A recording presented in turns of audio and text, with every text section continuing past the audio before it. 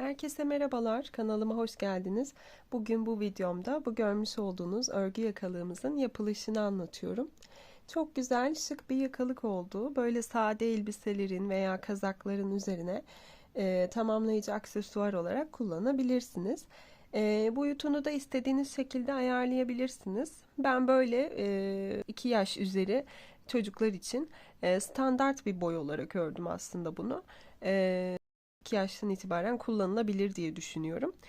Ama mesela daha küçük bebekler için yapacaksanız ilmek sayısını belki bir tık azaltabilirsiniz ama ilmek sayısından ziyade daha çok boyutuyla ilgili oynamalar yaparsanız daha iyi olur. Yani bir tık daha böyle atıyorum 1 yaş bebekler için veya 1 yaştan daha küçük için böyle boyutunu azaltırsanız, daha az örerseniz o zaman onlar için de uygun olur diye düşünüyorum. Ya da yetişkin için de yapabilirsiniz bu yakalığımızı tabii ki. Yetişkin için de yine ilmek sayısında arttırmalar, işte yine boyutunda arttırmalar yaparak kendinize göre ayarlayabilirsiniz.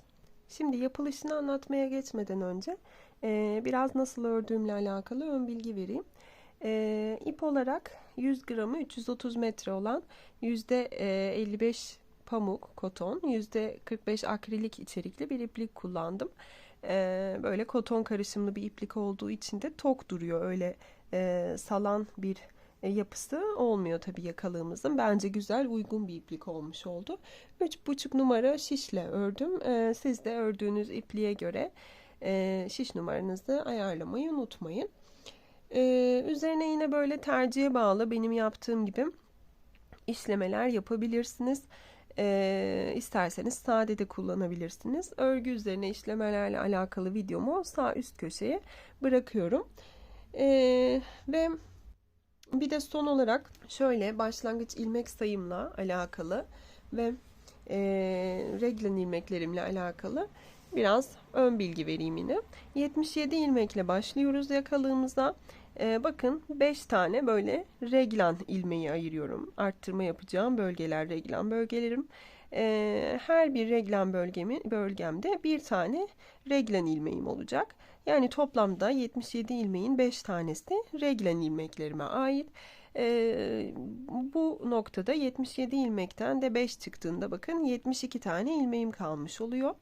6 tane de bakın şöyle reglen ilmeklerim arasında bölgeler olduğu için 72'yi de 6'ya böldüğünüzde her bir araya 12 tane ilmek düşüyor. Yani yakalığa başlayacağız. 12 ilmek öreceğiz. Bir tane reglen bölgesi için yer ayıracağız. Tekrar 12 ilmek, tekrar reglen bölgem için yer ayıracağım ve bu şekilde devam edeceğim. Sonra bu reglen bölgelerimin olduğu yerlerde de arttırmalarımı yapacağım. Evet, bu şekilde yakalıkla alakalı bütün bilgileri verdiğimi düşünüyorum. Şimdi hazırsak yapılışına geçelim. Örgü yakalığımız için 3,5 numaralı şişimize 77 tane ilmeğimizi attık. Şuraya bir tane düğüm atıyorum. Şimdi bu sırayı ters olarak örüyoruz. İlk sıram olduğu için bunu da ilk ilmeğimi de örüyorum. Bütün sırayı ters örerek tamamlıyoruz.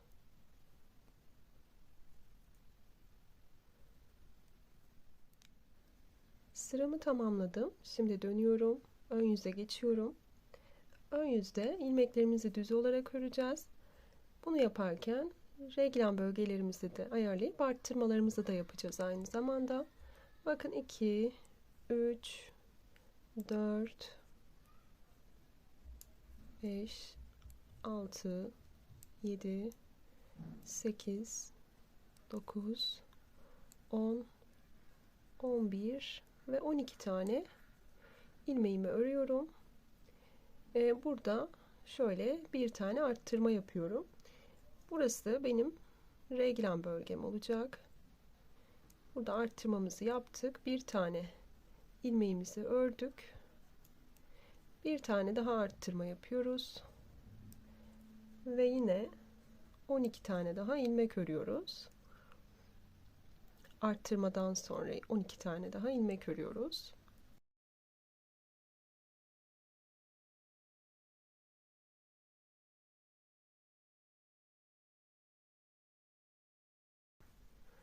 Evet, 12 ilmeğimizi ördükten sonra bir arttırma daha yapıyorum. Yine bakın burası benim reglan bölgem. Bir tane reglan ilmeği örüyorum. Bir tane daha arttırma yapıyorum. Ve diğer 12 ilmeğimi örüyorum.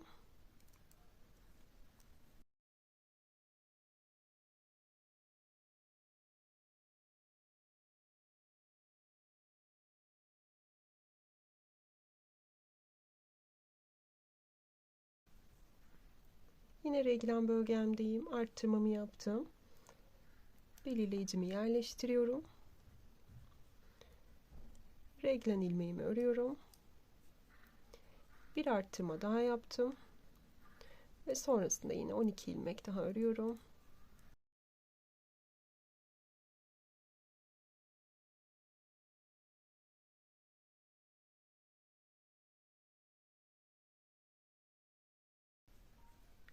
Arttırmamı yaptım. Bakın 12 ilmek ördükten sonra yine belirleyicimizi yerleştirdik. Bir tane reglan ilmeğimizi ördük ve bir dolama daha yaptık. Yine 12 tane ilmek örüyoruz.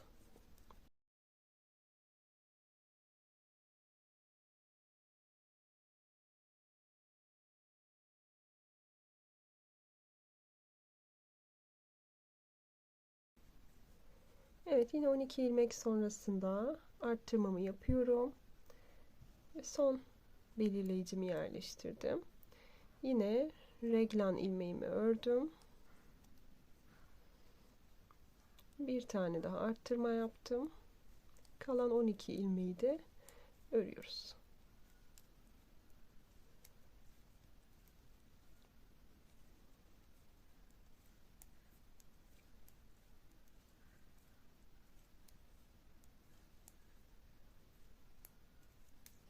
Evet, bu şekilde hem arttırmalarımı yaptım hem de reglan bölgelerimi belirlemiş oldum. Size anlattığım gibi bu şekilde yerleştirdim. Şimdi tekrar ters yüzdeyiz.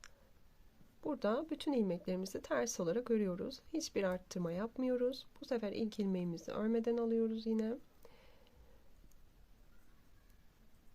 Bu şekilde ilmeklerimizi ve arttırma yaptığımız reglan bölgelerinin yanındaki o arttırma yaptığımız ilmeklerimizi de dolamalarımızı da ters olarak öreceğiz. Bakın böyle bu şekilde ördüm. Şimdi dolama yaptığım ilmeğe geldim. O ilmeği de şöyle bakın ön kısmından, çok boşluk oluşsun istemiyorum. Ön kısmından şöyle şu şekilde yine ters olarak örüyorum. Bakın bu benim reglan ilmeğim aslında. Reglan ilmeğiniz çok daha iyi belli olsun istiyorsanız yine bu tarafına da bir ilmek belirleyici yerleştirebilirsiniz. Ama düz taraftan arttırmalarımızı yaptığımız için düz tarafta ben hemen arttırmamı yapıyorum. Reglanımı örüp hemen yanına bir arttırma daha yapıyorum. Anlaşılır oluyor gayet. Bakın reglan ilmeğimi ördüm. Yine diğer arttırmamızdayız. Onu da şöyle şu şekilde yine ön kısmından giriş yaparak ters olarak örüyorum. Böyle arttırma kısımlarınız ajurlu gözüksün istiyorsanız arka kısmından giriş yaparak da örebilirsiniz. Dolamalarınızı yani. Bakın şöyle yine göstereyim. Bu şekilde bakın örüyoruz.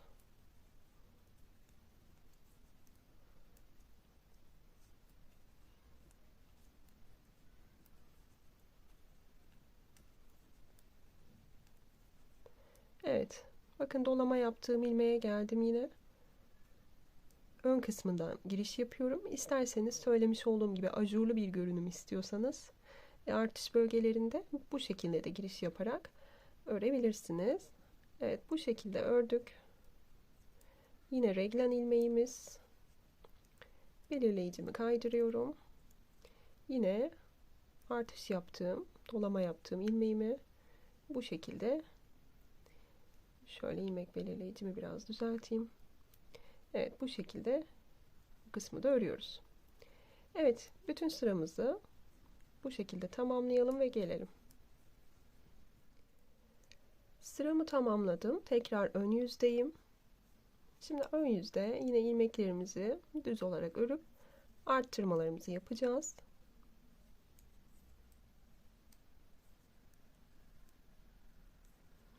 Bakın reglan ilmeğim şurada. İlmek belirleyiciden bir sonraki ilmeğim, bir tane zaten reglan ilmeğim var. İlmek belirleyiciye gelene kadar dolayısıyla örüyorum.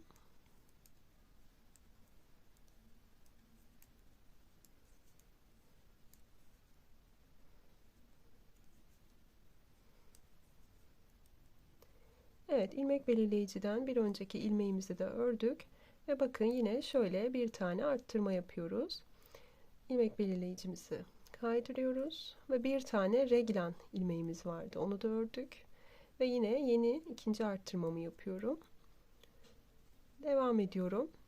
Diğer reglan bölgeme, yani belirleyicimin olduğu yere gelene kadar yine düz olarak örüyorum.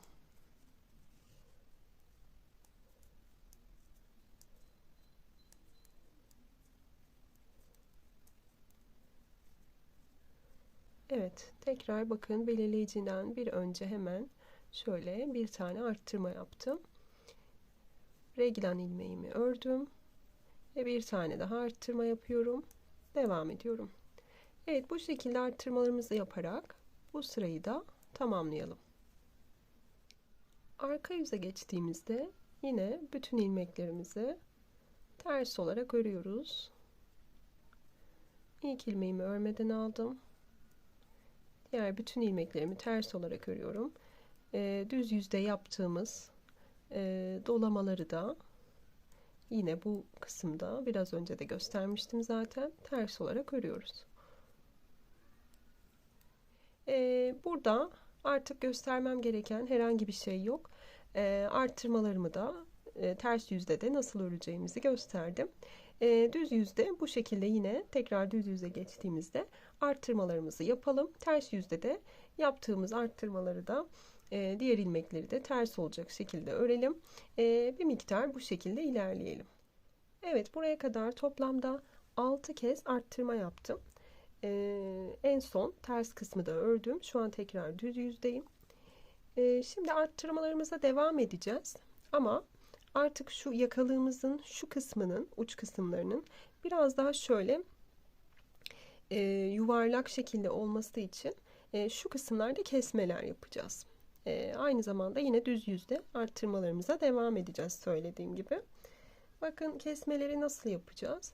Şu şekilde önce her zaman yaptığımız gibi ilk ilmeğimi örmeden alıyorum. Şurada bakın şu yöne doğru eğimli olmasını istiyorum. Şöyle şu kısmın yuvarlak olmasını istiyoruz ya. Bu yöne doğru eğimli olması gerekiyor. Şimdi bu yöne doğru eğimli olması için şöyle ilk ilmeğimin yönünü değiştiriyorum. Şöyle bakın ikinci ve üçüncü ilmeğimi, yani şunu örmeden aldıktan sonra ikinci ve üçüncü ilmeğimi bu şekilde arka kısımlarından düz olarak örüyorum.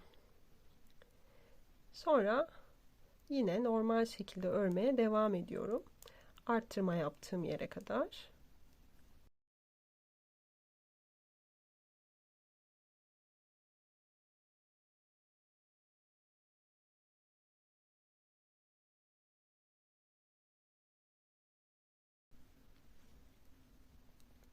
Evet, yine bakın belirleyicimin oraya geldiğimde şu şekilde arttırmamı yapıp yine reglan ilmeğimi örüp diğer arttırmamı yapıyorum ve tekrar sıra sonuna gelene kadar aynı şekilde örmeye devam ediyorum. Sıramın sonuna kadar yine artırmalarımı yapacağım. Sonda 3 ilmeğim kalana kadar, çünkü burada da bir kesme yapacağız, onu da göstereceğim. Sonda 3 ilmeğim kalana kadar bu şekilde arttırmalarımızı yaparak düz yüzde örelim. Evet, sıramızın sonunda 3 ilmeğimiz kaldı. Şimdi bu 2 ilmeğimi de yine kesme yapacağım. Aynı sağ tarafta yaptığım gibi. Ama buradaki kesmemde bu tarafa eğimli olması gerektiği için sağ eğimli kesme yapacağım burada da. O yüzden sağ eğimli kesmeyi de şu şekilde yapıyoruz. Bakın 2 ilmeğimi birden normal düz örüyor şeklinde 2 ilmeğimi birden örüyorum. İkisini birlikte alarak bakın. Bu şekilde ikisini birlikte aldım. Düz olarak ördüm. Evet, bu şekilde ördükten sonra son ilmeğimi de yine örüyorum düz olarak ve yine ters yüze geçiyorum. Ters yüzde uç kısımlarda herhangi bir kesme yapmayacağız. Ne sağda ne solda. Aynı şekilde ters olarak öreceğiz. Biliyorsunuz ters yüzde zaten arttırmada yapmıyorduk reklam bölgelerinde. Şimdi ters yüzde bütün ilmeklerimizi ters olarak örelim ve gelelim. Ters yüzdeki sıramı bitirdim. Şimdi tekrar düz yüzdeyim. Yine düz yüzde bakın. Tekrardan bu kısımdaki kesmemizi yapacağız. Yine aynı şekilde ilk ilmeğimi örmeden alacağım. İkinci ilmeğimde şu ilmeğin yönünü değiştiriyorum. İsterseniz bunu da değiştirebilirsiniz. Bakın şu ikinci ilmeğin de yönünü değiştirip böyle arka kısımlarından bu şekilde yine kesebilirsiniz. İsterseniz de sadece ilkinin yönünü değiştirip o şekilde arka kısmından kesin. Hiç fark etmez. Bu şekilde bakın iki ilmeğimin yönünü değiştirdim. Arka kısmından, arka bölgesinden düz olarak ördüm ve yine bakın düz örgü örmeye devam ediyorum. Yine sıra sonunda 3 ilmeğim kalana kadar düz olarak öreceğim. Tabii ki buradaki arttırmalarımı yapmayı da unutmuyorum. Reglen bölgelerimdeki arttırmalarımı da yapacağım. Sıra sonuna kadar, sıra sonunda 3 ilmeğim kalana kadar örüp gelelim. Evet, sıra sonuna geldim. 3 ilmeğim var. Ne yapıyoruz? Şu 2 ilmeğimizi yine sağ eğimli olacak şekilde kesiyoruz. Onu da nasıl yapıyorduk? Şöyle 2 ilmeğimi birden şöyle biraz bollaştıracağım. Daha rahat alabilmek için. Şöyle 2 ilmeğimi birden düz olarak örüyorum. Ve yine son ilmeğimi de düz olarak ördüm. Her iki tarafta da yine kesmemizi yapmış olduk.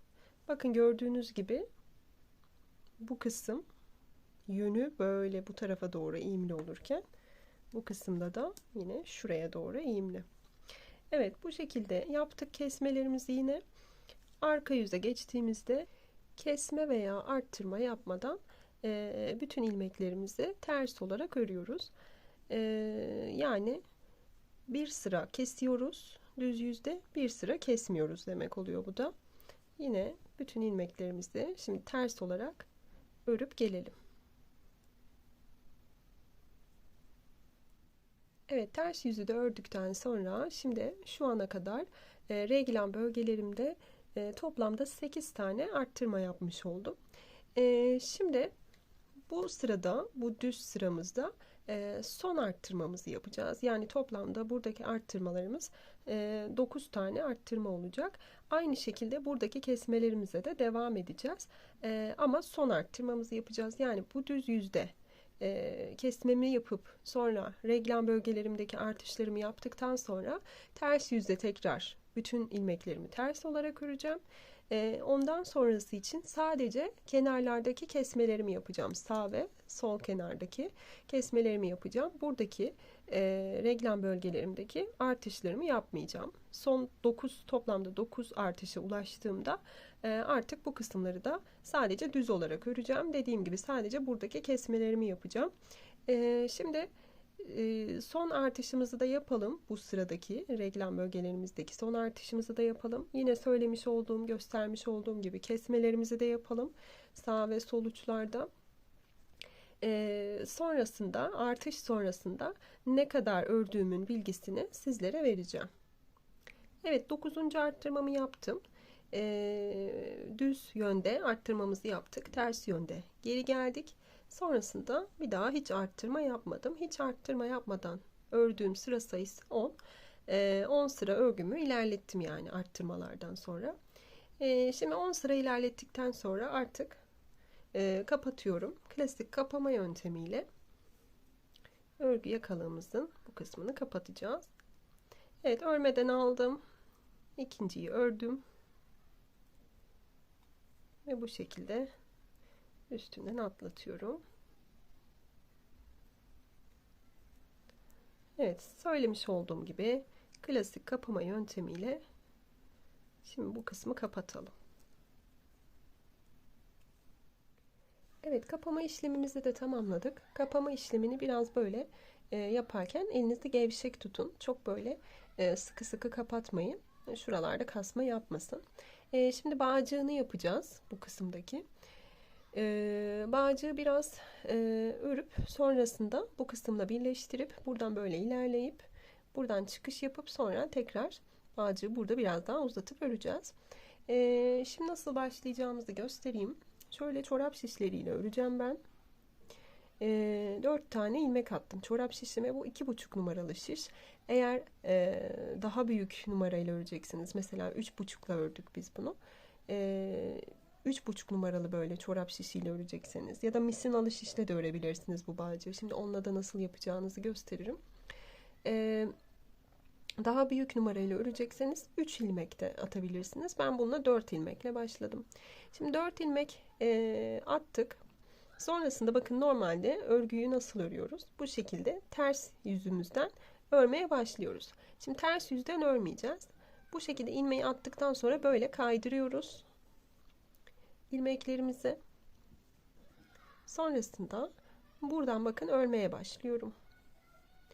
Şu ipimle bakın arkadan geliyor ip, görüyorsunuz. Bu şekilde arkadan gelecek şekilde olacak. Böyle düz örgü örüyorum. Bütün ilmeklerimi düz olarak öreceğim.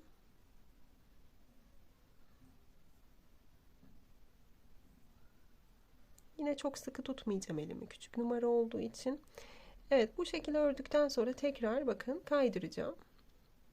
Hiç arka yüze geçmiyoruz yani. Hep ön yüzde örüyormuş gibi düşünün. Bu şekilde kaydırdım. Tekrar bakın ipim yine böyle soldan sağa doğru gelecek arkadan. Bu şekilde yine düz olarak örüyorum.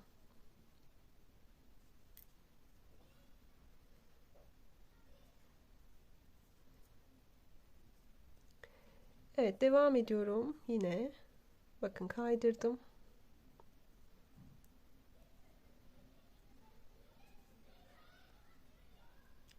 Yine böyle düz örüyorum.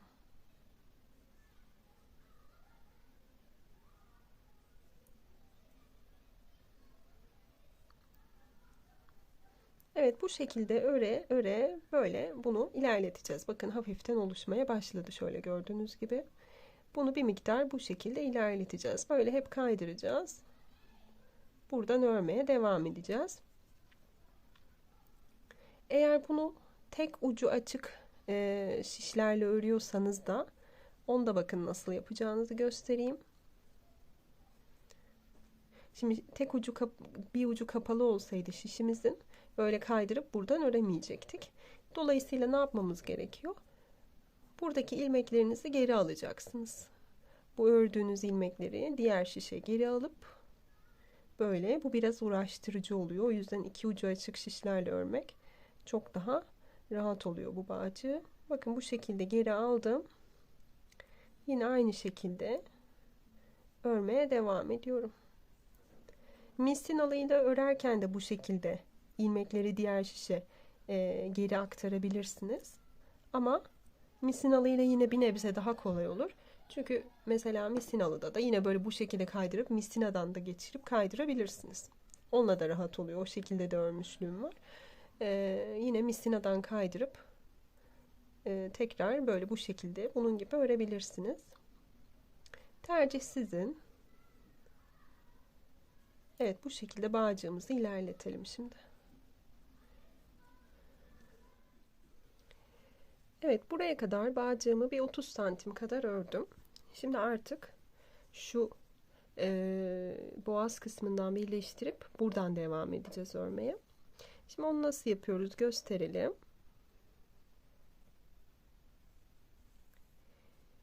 Şimdi ördükten sonra bu kısma kaydırmadan önce hep böyle örüp sonra böyle bu şekilde şöyle şu şekilde kaydırıyorduk ya. Kaydırmadan önce şöyle yapıyorum. Bakın sonuncuyu ördüm ya. Burada bakın yaka kısmında biraz daha netleyeyim orayı. Şurada bakın başlangıç ilmeklerimizin olduğu yerlerde ilmekler var. Şöyle şuradan çıkarabileceğimiz ilmekler. Şimdi bu ilmeklerden bakın ilk ilmeğimizden bir tane çıkaracağız. Şöyle yapıyoruz. O ilk ilmeğin olduğu yerden battım. Şuradan böyle bir tane bu şekilde çıkarıyorum. Tığ yardımıyla da yapabilirsiniz bunu. Ben normalde böyle bu şekilde kolay geliyor bana ama burada biraz ilmek kısımları küçük olduğu için bir tık zorlandım. Bakın şöyle. Tekrardan alacağım. Evet, buradan alıp böyle geçirdim. Evet, bu şekilde bakın. İlmeğimizi aldık. Şimdi aynı şekilde tekrardan böyle ittim ilmeğimi. Şişimi. Bu şekilde yine biraz önce ördüğüm gibi örmeye devam ediyorum. Düz örüyorum.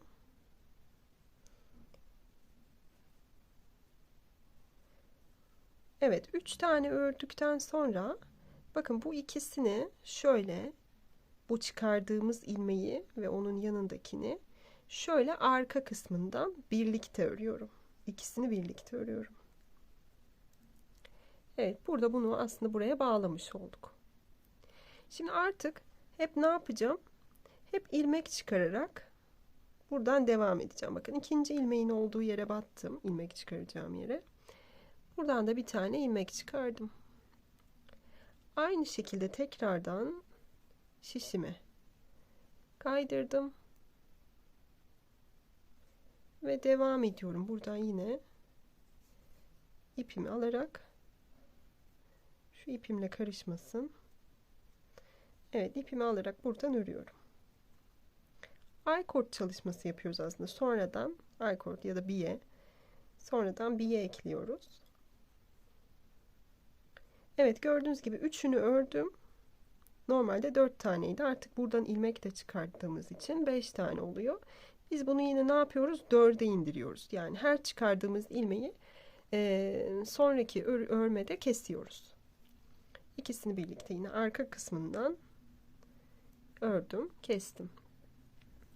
Yine bakın tekrar gösteriyorum. Üçüncü ilmeğimi çıkarıyorum buradan. Bu şekilde çıkardım. Yine bu şekilde kaydırıyorum. Ve örmeye devam ediyorum.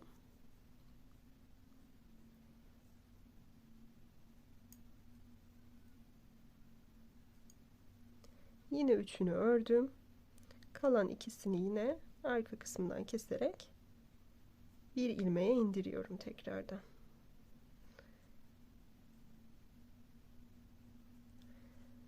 Evet, bu şekilde devam ediyoruz. Bütün yakayı, bakın bu kısmın şu uca gelene kadar aynı şekilde böyle sıra sıra ilmeklerimizi çıkaracağız. Her bakın ilmek çıkaracağımız yerler belli zaten. Şuralardan böyle ilmeklerimizi çıkaracağız ve bu uca gelene kadar devam edeceğiz aynı şekilde. Evet, yaka kısmında son bir ilmeklik yerim kaldı. Hemen orayı da şöyle ilmeğimi çıkartıyorum.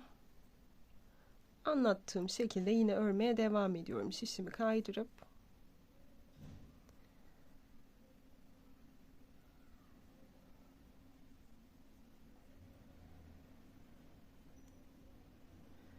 evet, kalan son iki ilmeği de yine ikisini birlikte şöyle örüyorduk. Evet, bakın yaka kısmını tamamladık. Şimdi artık buradan sonrası için ilmek çıkarmıyoruz. Nasıl burada ilk başlarken önce bağcık yapmıştık, sonra burayla birleştirmiştik. Şimdi de birleştirme kısmımız bittiği için artık buradan gerisini normal şekilde bağcık olarak örüyoruz. Yani ilmek çıkarma kısmı bitmiş oldu. Bakın böyle bu şekilde bütün o 4 tane ilmeğimi ilk başta yaptığım gibi sadece bu şekilde örüp yine şişimi kaydırıp baştan örüyorum.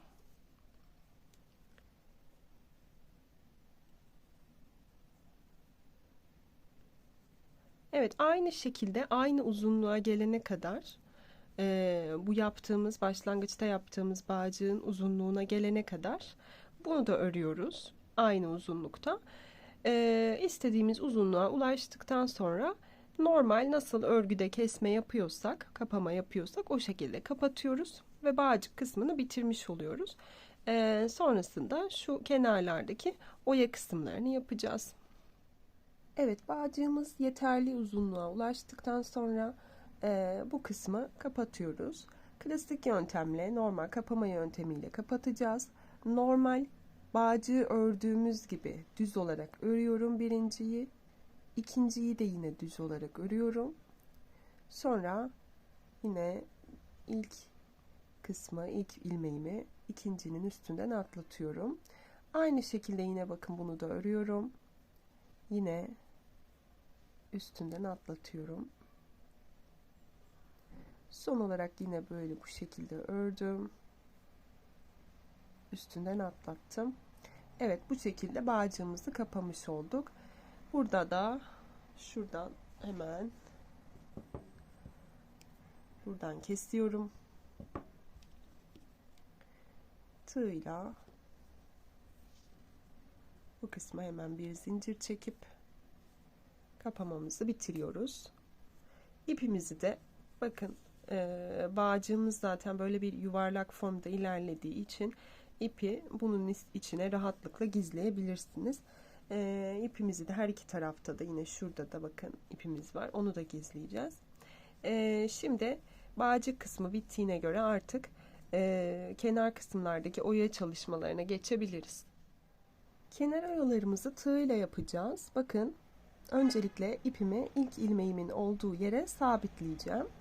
Bakın ilk ilmeğim şurada. Şöyle biraz da netleyeyim.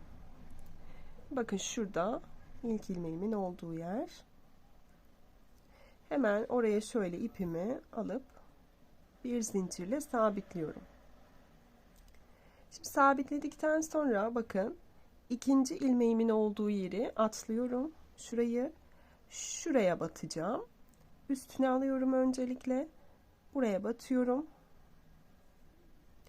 İkili trabzan yapıyorum. Aynı yere batıyorum. Yine ikili trabzan yapıyorum. Aynı yere 6 tane toplamda ikili trabzan yapacağım. Hep aynı yere batıyorum.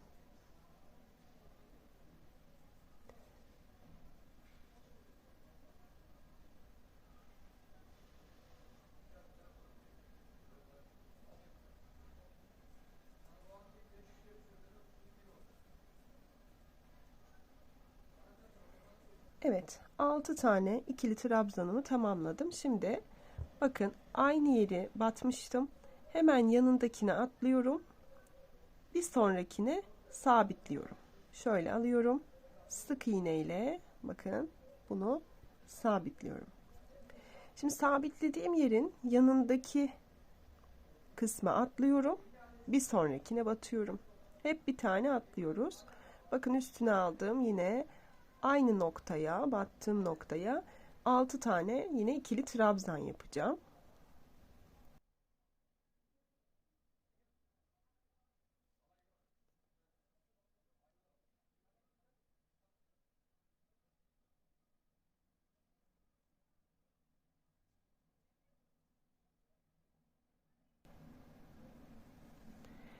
Evet. Yine bakın battığım noktanın bir yanındakine atlayıp öbürüne batıyorum. Sık iğne ile yine burayı bu şekilde sabitliyorum. Şimdi buralarda bu kısımda birer tane atlıyoruz. Yani sabitliyorum, bir tane atlıyorum, diğerine batıyorum. Sonra bir tane atlıyorum, diğerine sabitliyorum. Ama şu kısımlarda ilmeklerin arası daha yakın birbirine. Bunlar biraz daha uzak olduğu için bir tane atlıyorum. O yüzden bu kısımlarda 2 ilmek atlayacağım. Yani diyelim ki şuraya sabitledim. 2 ilmek atlayacağım, buna batacağım. 2 ilmek atlayacağım, buna sabitleyeceğim. Bakın yine şu kısımda tekrar göstereceğim size. Şu kısımda nasıl yaptığımızı dönüşü. Bakın ben bir oya daha yaptım. Şimdi şuraya bakın sabitlemişim. Bir tane atlıyorum. Şu kısma batacağım. Bir tane atlıyorum. Bu kısma battım. Yine 6 tane aynı noktaya ikili trabzanımı yapıyorum.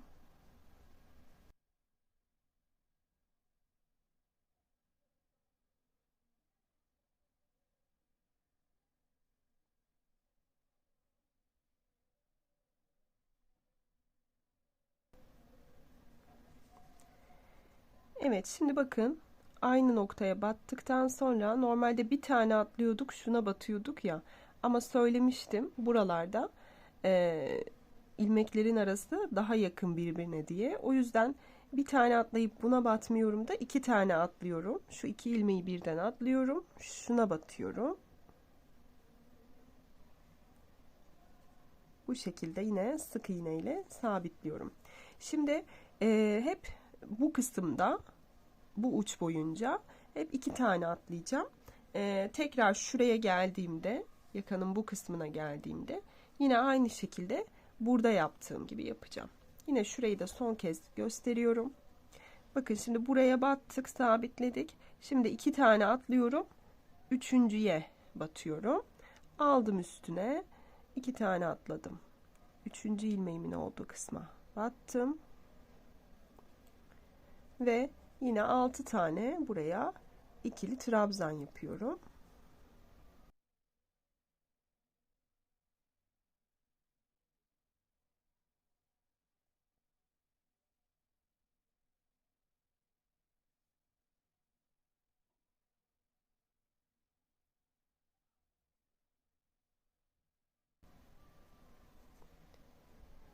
Evet, 6 trabzanımı tamamladıktan sonra bakın 2 tane atlıyorum. Üçüncüye batıyorum ve sabitliyorum. Evet, bu şekilde bütün yakanın etrafını sarana kadar oyayla bütün oyalarımızı yapalım. Buraya kadar. Aynı şekilde burayı da zaten şu tarafta gösterdim. Buraya kadar yapalım. Ve yakalığımızı bitirelim. Evet, yakalığımız bitti. Bakın son hali böyle bu şekilde. Söylemiş olduğum gibi bütün yakanın etrafına oyalarımı yaptım.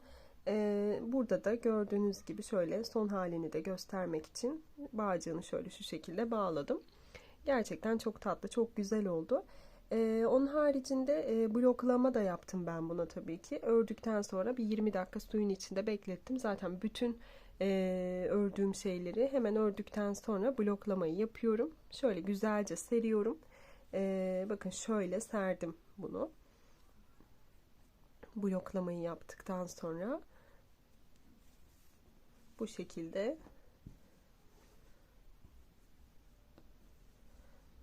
böyle serdim. Bu şekilde beklettim. Kurumasını bekledim. Kuruduktan sonra da şöyle ütüyle çok az buhar verdim. Yani ütüyü değdirmedim, ütülemedim. Sadece buhar verdim üstünden. Böyle gördüğünüz gibi güzel, muntazam bir hal aldı.